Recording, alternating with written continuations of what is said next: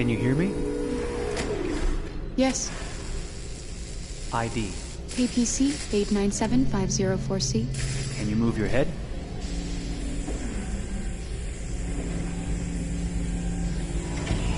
Your eyes now.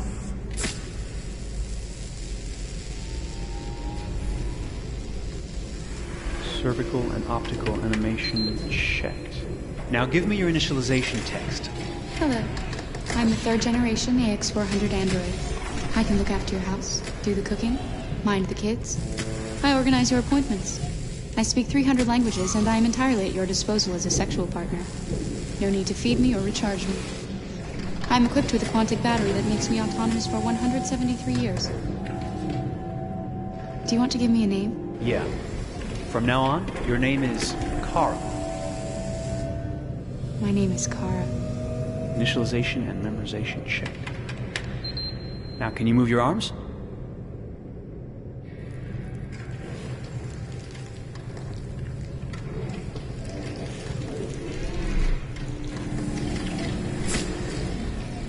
Upper limb connection checked. Now say something in German. Ich bin eine AX400 Android 3. Generation, erschaffen als Ihr persönlicher Assistent und intimer Beziehungspartner.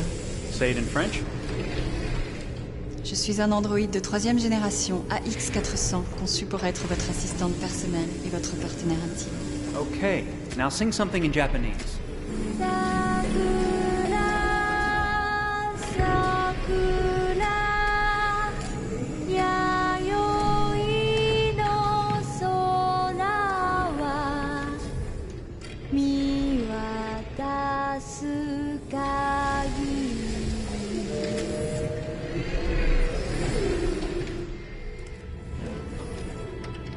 Multilingual verbal expression checked.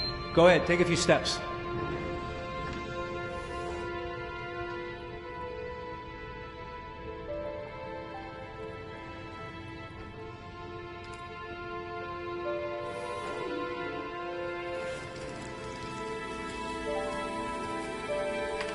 Locomotion checked. Great, you're ready for work, honey. What's going to happen to me now? I'll reinitialize you and send you to a store to be sold. Sold? I'm a sort of merchandise. Is that right? Yeah, of course you're merchandise, baby. I mean, you're a computer with arms and legs and capable of doing all sorts of things. And you're worth a fortune. Oh, I see. I thought... You thought? What did you think? I thought... I was alive. Shit, what is this crap? That's not part of the protocol. More memory components going off the rails. Okay, recording. Defective model. Disassemble and check the required components. You're disassembling me, but why? You're not supposed to think that sort of stuff. You're not supposed to think at all, period. You must have a defective piece or a software problem somewhere. No, I feel perfectly fine, I assure you. Everything is all right. I answered all the tests correctly, didn't I? Yeah, but your behavior is non-standard. Please, I'm begging you, please don't disassemble me. I'm sorry, honey, but defective models have to be eliminated. That's my job. If a client comes back with a complaint, I'm going to have some explaining to do. I won't cause any problems, I promise. I'll do everything I'm asked to. I won't say another word. I won't think anymore. But I've only just been born. You can't kill me yet. Stop, will you please stop? I'm scared.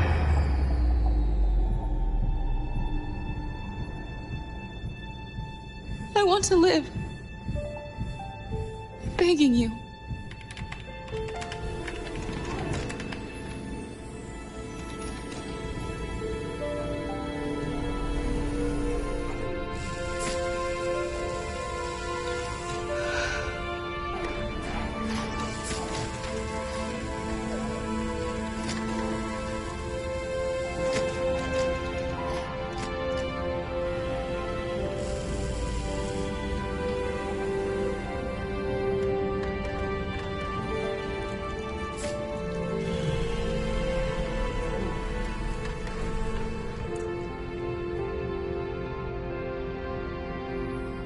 Go and join the others.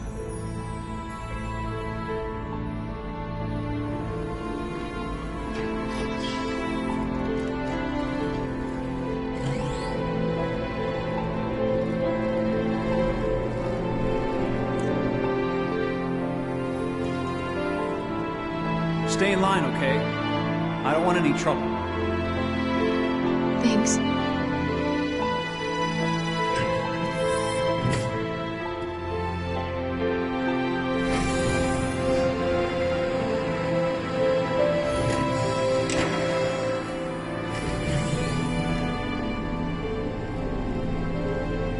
My God.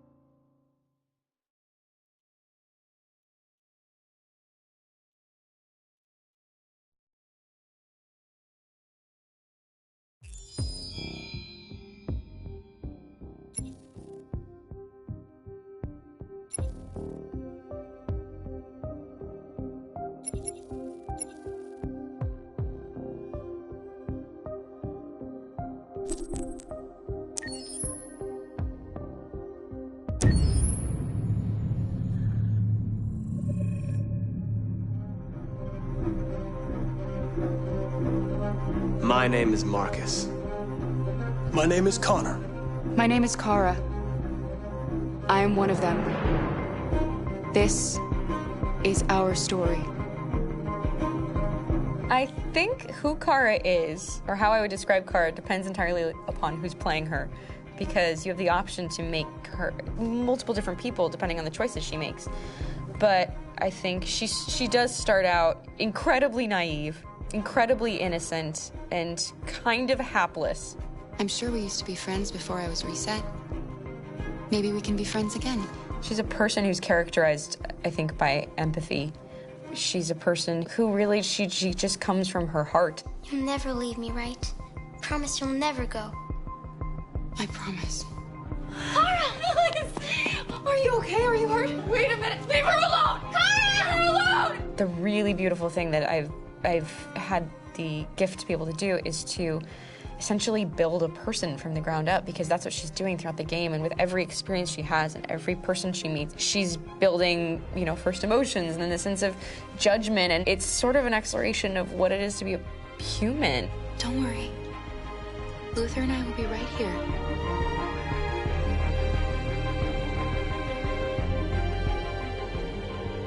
David and the creators have painted a really intriguing and engaging picture of a near future where we rely upon androids for a lot of our service class business, or the class that serves us, that helps us, that handles our baristas and our drivers and our housemaids. And what is humanity, where we tap into it, how and why we treat each other the way that we do. And my character Marcus has a really intriguing journey, becoming deviant, realizing that he actually has feelings and human qualities inside of him, and it's a really incredible ascension into becoming fully realized and coming to terms with what you actually deserve better than this in life. And not only do you want it for yourself, but you want it for your peers. We've come here to demonstrate peacefully and to tell humans that we are also living beings. All we want is to live free. You know what? This thing, Dad, is not your son. It's a fucking machine! I think that a group that feels marginalized, feels disenfranchised, feels like they deserve and have earned access to themselves and the environment around them, and are trying to figure out a way to articulate how to get freedom. Connor is analytical. Connor takes things literally. He starts in the beginning place where he's very mechanical. He feels nothing inside, of course, and it's all just a system, a protocol that he is executing to get whatever he wants to happen, which is help humans stop deviants and to find the link between deviant androids. You were designed to serve humans, not kill them. What was I designed to be? Their slave? Their toy? Just say, I killed him. Is it that hard to say? Stop it! Stop! But of course, over the course of the story, and depending on the player's choices, Connor can grow in many different ways. He can deviate from that procedure or not. The moment of truth, Hank. Am I a living being? Or just a machine?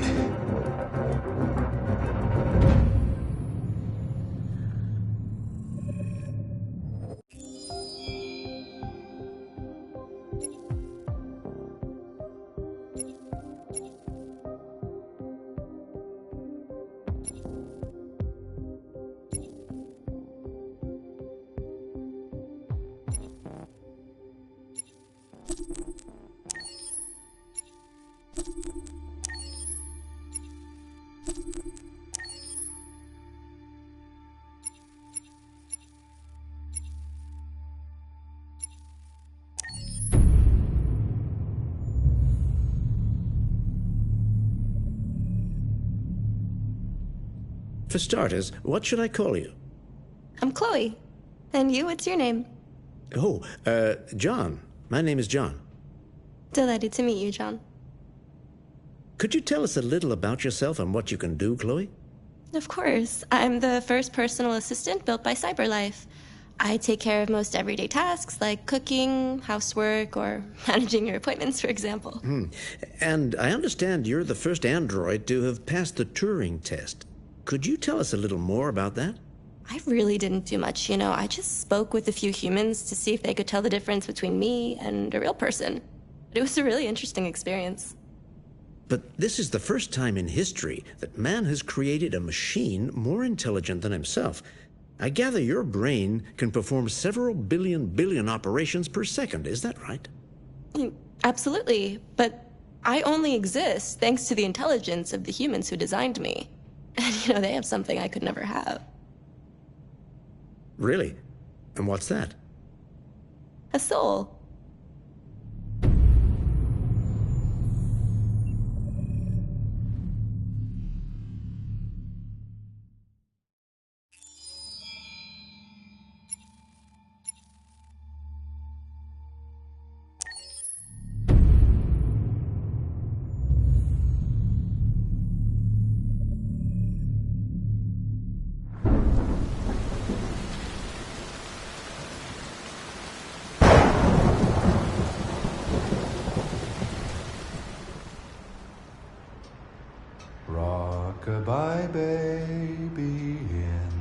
treetop. When the wind blows, the cradle will rock. When the bough breaks, the cradle will fall. And down will come baby, cradle and all. Rock-a-bye baby in the treetop. When the wind blows, the cradle will rock. When the bough breaks, the cradle will fall. And down will come baby, cradle and all. Rock-a-bye baby in the treetop. When the wind blows, the cradle will rock. When the bough breaks, the cradle will fall. And down will come baby, cradle and all.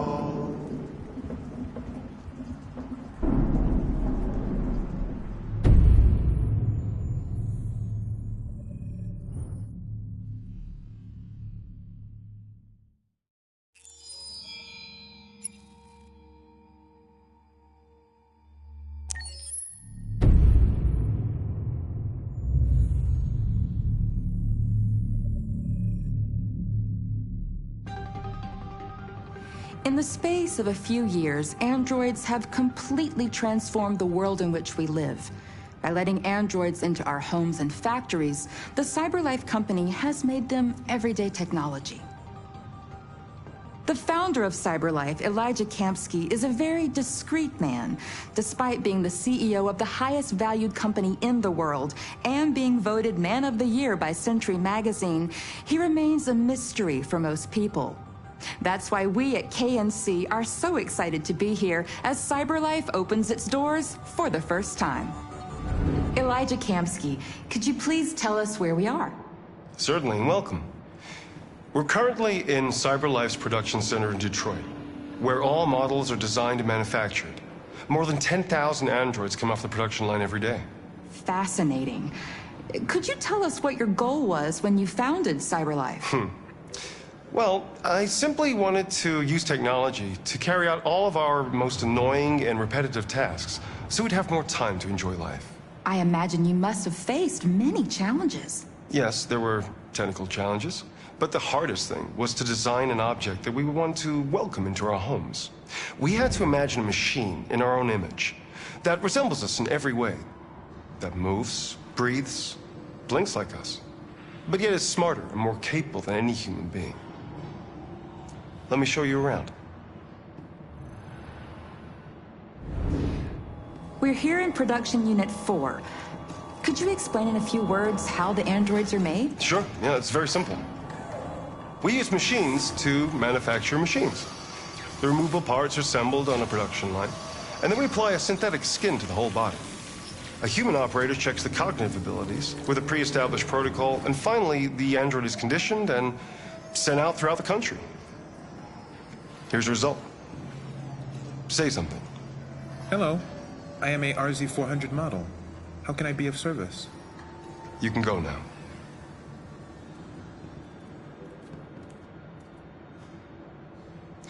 Our androids are already replacing humans in many fields. For example, they represent more than 80% of all university professors and 63% of all medical staff. Tomorrow they'll replace our soldiers, and who knows, maybe one day, our leaders, to make the best decisions in humanity's interest. Come on. Replacing humans with machines has led to record unemployment of 28%. What do you think about the situation? Okay. The first steam engines also caused an increase in unemployment. But no one today would imagine turning back the clock. Artificial intelligence makes everyday lives easier. Nothing can stop progress. What's happening here is inevitable. These days, more and more people choose to live with an android rather than another human being. Does this development worry you?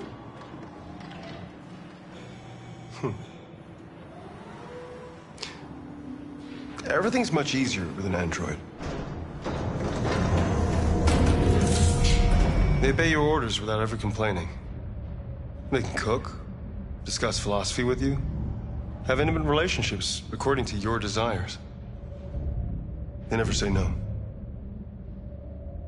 Obviously, they are the perfect partner. Everyone deserves happiness. Why deprive yourself of so-called moral reasons when a machine can make you happy? Many science fiction books tell the story of how machines become more intelligent than us and end up confronting us. Aren't you worried about that possibility? I understand the irrational fears about artificial intelligence, but I assure you, that will never happen with a CyberLife android. They're designed to obey humans. They're machines.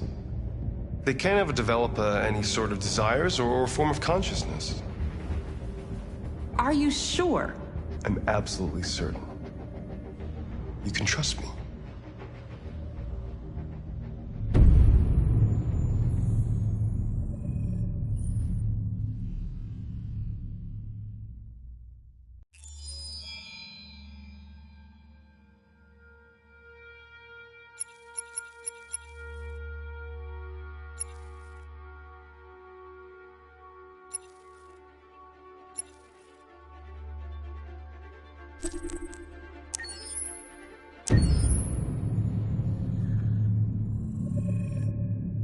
Game after game, we try to challenge ourselves. For Detroit, we wanted to, first of all, to write a story that would be incredibly bending, which means the most non-linear story that we've ever created.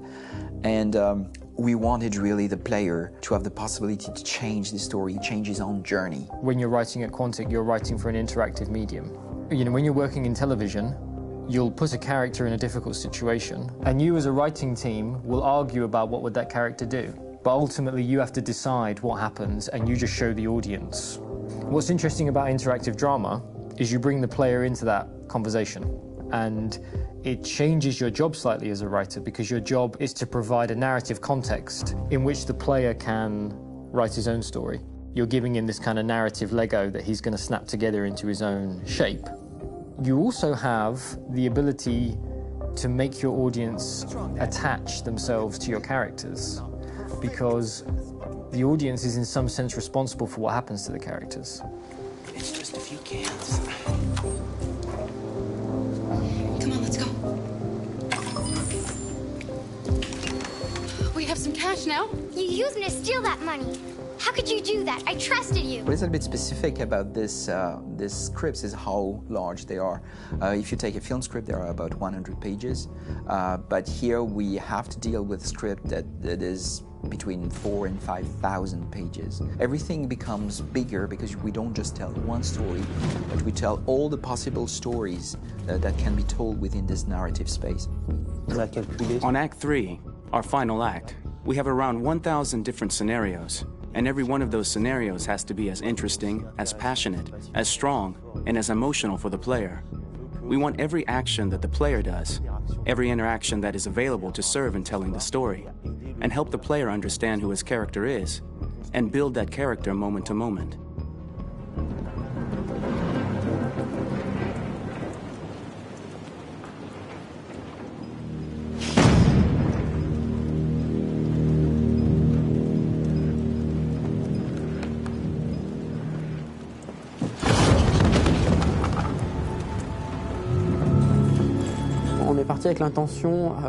We started with the intention pretty early on that we would never lie to the player. So we implemented a visible tree structure in the game that players can consult during a scene or at the end of it, which shows exactly what they did and what they missed. There are games out there offering world exploration. We offer narrative exploration. You know, keeping control of such a wide and large story is a huge challenge. So same thing when you shoot with actors, because you will need to shoot many different versions of each dialogue, of each scene. For actors, it's a huge, huge challenge. Because of the style of the game, you have so many different ways that the character can go. Every decision, it's what I call kind of choose your own adventure. Like every decision that the player makes, it's going to open up 40 more pages of material and experience that ties in, which means as a performer, you have to try to continue to make things feel real that the player might not ever see, but also that in performance, it's not always connected to a previous act. It's grueling, it's hard work, but it's a great team, and I enjoy doing it. I was really frustrated. I was until I got to this point where I kind of was able to step outside of my own experience and even in a lot of ways my own process and be able to step outside of that and okay, this is something new. What do you need? How do I meet you there? How do I give you what you need and still feel like I'm doing what's right? And once I did that, then all of a sudden it got really fun. It was much freer, and having to approach it in a new way and think about the player and think about how it serves them and what I'm doing for them or what I'm letting them into. It's really, I think, helped me grow in general. Remember, there's nothing on the left. That's a wall, so it's probably all there. And then make her come first, close. But I think you would go first to check that it's safe. Okay, sure.